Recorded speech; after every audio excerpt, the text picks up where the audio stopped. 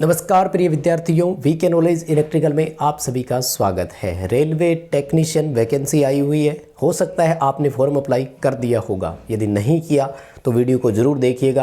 Apply कर चुके हैं तो बताइएगा कि आपने किस जोन से अप्लाई किया है। आज की इस वीडियो में हम बात करने वाले हैं कि कौन सी कैटेगरी के लिए कितनी सीटें हैं। कैटेगरी का मतलब यहाँ पर अनरिजर्व, ओबीसी, ईडब्ल्यूएस, एससी और एसटी से है। साथ ही उसके बारे में आपको ये भी बताएंगे कि किस जोन में किसकी कितनी सीटें हैं।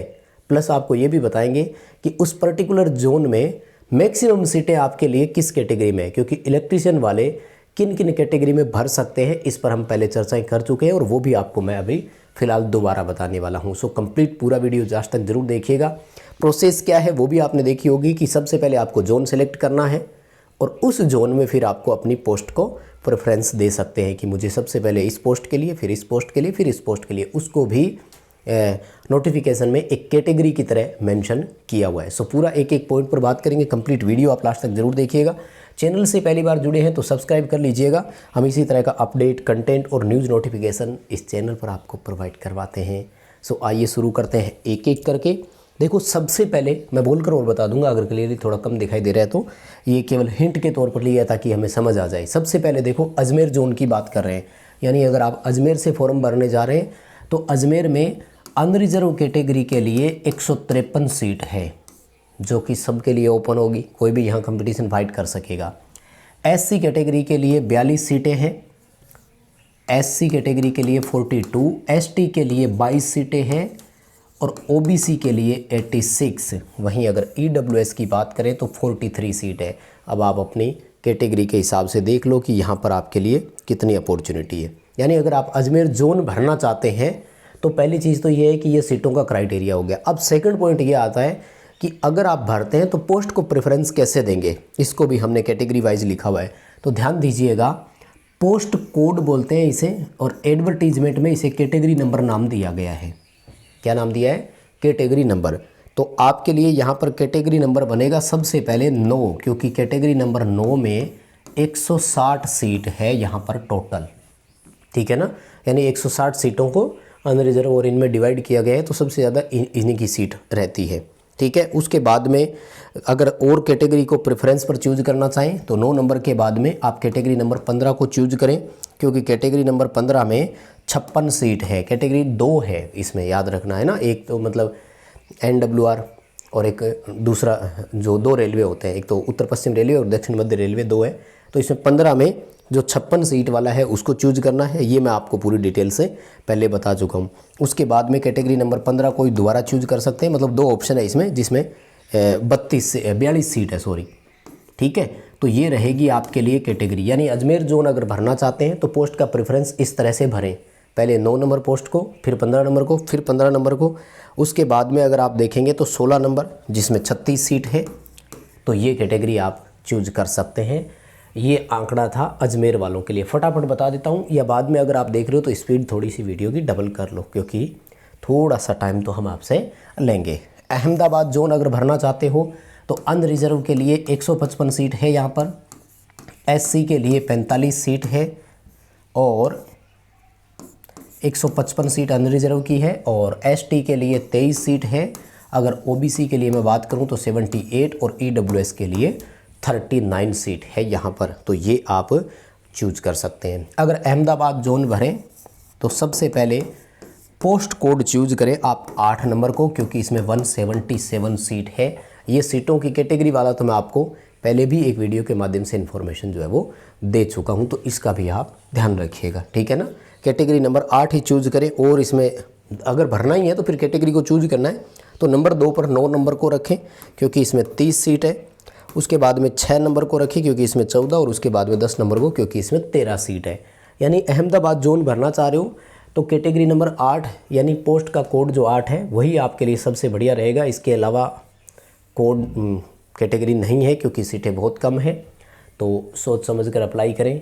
अगर अप्लाई कर दिया तो ज़रूर बताइएगा कि किस जोन में अप्लाई आपने किया है। करना चाह रहे हो तो बताना किस जोन में करना चाह रहे हो। उसके बाद में देखो, बेंगलोर में, माय डियर, बेंगलोर में अनरिजर्व की 33 सीट है, एससी की 9, एसटी की 6, ओबीसी की 13 और ईडब्ल्यूएस की 4। तो मुझे नहीं लगता कि किसी को यहाँ भरना चाहिए। क्या, मेरी पर्सनल सलाह तो यही है, क्योंकि यहाँ पर सबसे ज़्यादा सीट कैटेगरी नंबर 15 की है, वो है 26, और उसके बाद में कैटेगरी नंबर 8 की वो है 23।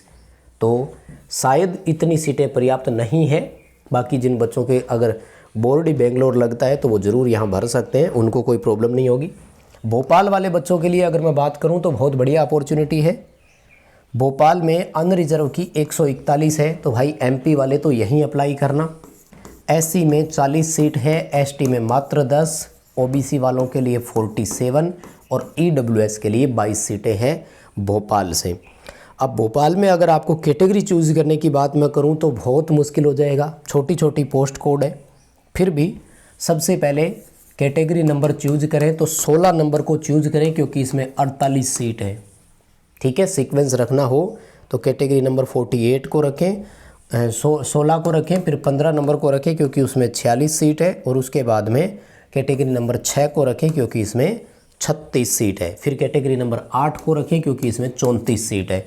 यानी प्राथमिकता किसको दे रहे हो आप कि भाई मेरा इसमें सिलेक्शन हो जाए पोस्ट में, इसमें ना हो तो यहाँ हो जाए, यहाँ नहीं हो तो यहाँ हो जाए। एक जोन सेलेक्ट करना है पहले, और फिर आपको उस जोन की कैटेगरी यानी पोस्ट का प्रेफरेंस चुनना है आपको। ठीक है ना, तो वो प्रेफरेंस आप वहाँ से चुन सकते हैं। अगर बात करें भुवनेश्वर की तो देखो भुवनेश्वर की 47 सीटें हैं अनरिजर्व की, 19 सीट एससी की, 11 एसटी की, 25 ओबीसी की और 16 ईडब्ल्यूएस की। तो भुवनेश्वर में कैटेगरी कार पहले मैं बता चुका हूँ। हाँ, बिलासपुर वाला देखो सबसे ज़्यादा है, तो यहाँ पर बिलासपुर में देखो अनरिजर्व कैटेगरी की सबसे ज़्यादा सीट है भाई। कितनी है? अनरिजर्व की 254 सीटें हैं, तो मुझे लगता है यहाँ पर मैक्सिमम नंबर ऑफ़ कैंडिडेट होंगे। एससी वाले बच्चों के लिए 71, एसटी वालों के लिए 35, ओबीसी की देखो 136 सीट है, और ईडब्ल्यूएस वालों के लिए भी ठीक है 48 सीट है। तो ये बिलासपुर आप चूज़ कर सकते हैं। बिलासपुर में कैटेगरी कैसे कैसे चूज़ करेंगे? सबसे पहले कैटेगरी नंबर 15 को चूज़ करें क्योंकि इसकी 174 सीट है। बिलासपुर जोन भरने जा रहे हो तो कैटेगरी नंबर 15 को सबसे पहले नंबर 1 पर प्राथमिकता देनी है। उसके बाद में 8 नंबर को क्योंकि उसकी 112 सीट है, फिर 9 नंबर को क्योंकि उसकी 110 सीट है, फिर 9 नंबर एक और है उसको चूज़ करना है तो 89 है। ये वो रेलवे जोन होंगे, है ना, तो सीटों के हिसाब से सीक्वेंस रखना है 15, 8, 9, 9। ठीक है, बाकी और भी है, उसके बाद में 22 सीटें हैं, लेकिन ये 4 जो है इम्पोर्टेंट है। तो मुझे लगता है कि सबसे अच्छा जोन तो बिलासपुर ही रहेगा, हालांकि डिस्टेंस बहुत है और बाद में जोन चेंज होना बहुत मुश्किल हो जाता है। सोच समझ कर भरना एक बार। हाँ, जब बेरोज़गार होते हैं तो लगता है कि गुरुजी बस नौकरी मिलनी चाहिए ना, कहीं भी हो, क्या फ़र्क पड़ता है। हाँ, ये चीज़ें होती है, लेकिन बाद में परेशान होते हैं। चंडीगढ़ के लिए देखो अनरिजर्व कैटेगरी की 26, एससी की 9, एसटी की 4, ओबीसी की 15 और ईडब्ल्यूएस की 6। चंडीगढ़ में 2 ही है। सबसे पहले कैटेगरी नंबर 10 चूज करना, इसकी 40 सीट है, और फिर कैटेगरी नंबर 15 चूज करना, इसकी 20 सीटें हैं। तो ये थे आपके इतने जोन, एक एक करके सबके बता देता हूँ। उसके बाद में देखो चेन्नई के लिए है, तो चेन्नई में भी अच्छा खासा कंपटीशन होगा। चेन्नई में अनरिजर्व कैटेगरी की 232 सीटें हैं, एससी वाले बच्चों के लिए 82, एसटी वाले बच्चों के लिए 44, ओबीसी के लिए 137 और ईडब्ल्यूएस के लिए 71 सीट है।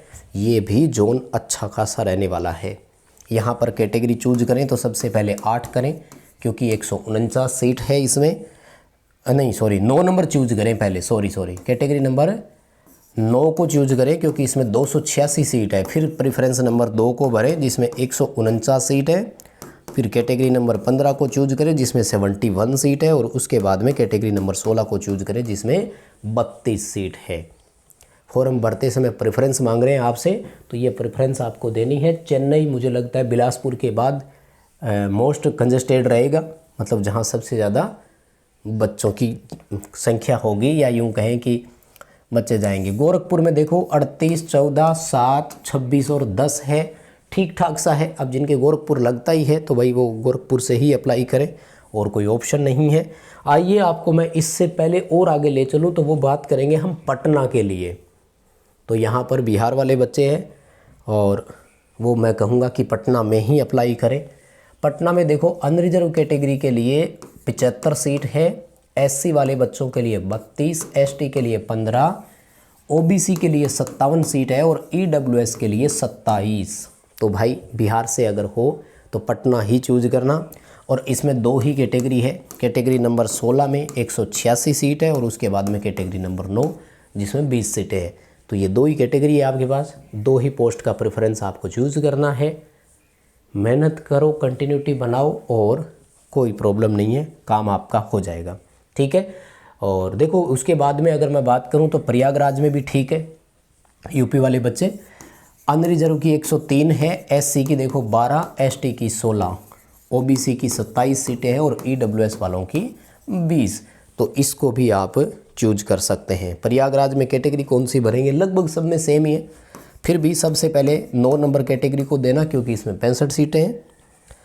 और उसके बाद में अगर दोगे तो 16 नंबर कैटेगरी को प्रेफरेंस देना क्योंकि इसमें 39, फिर 15 में है 33 और उसके बाद में 8 नंबर भरना जिसमें 31 सीटें हैं।